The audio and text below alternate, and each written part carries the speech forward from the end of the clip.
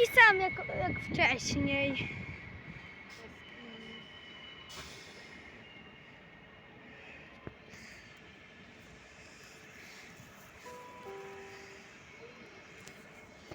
Pociąg Intercity Gotory do stacji Karatkow przez stację Katowice-Sosnowiec na zawiercie Włoszczów. Warszawa Zachodnia, Warszawa Centralna, Warszawa Wschodnia, Siedlce, Podlaska. Odjedzie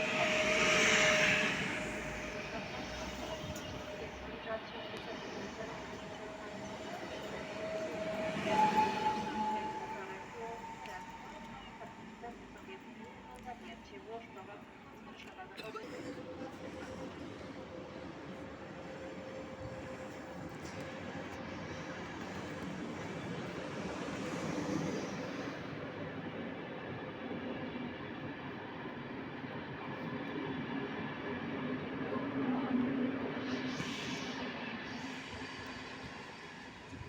Tak.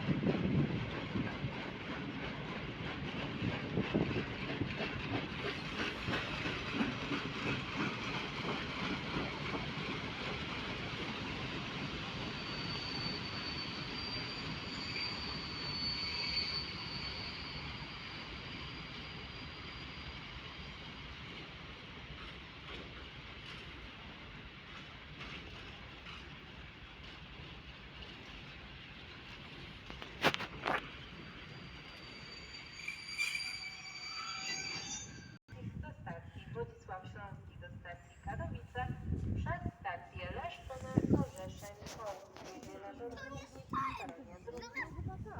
Zachować ostrożność i wykrywać nieskrawności baronów. Pociąg osobowy kolei śląskich ze stacji Wodzisław Śląski do stacji Katowice, przez stację Leszczyny, Korzeszeń, Kołów, na Żołnierzyźnie. Planowy odjazd pociągu o godzinie 15:46.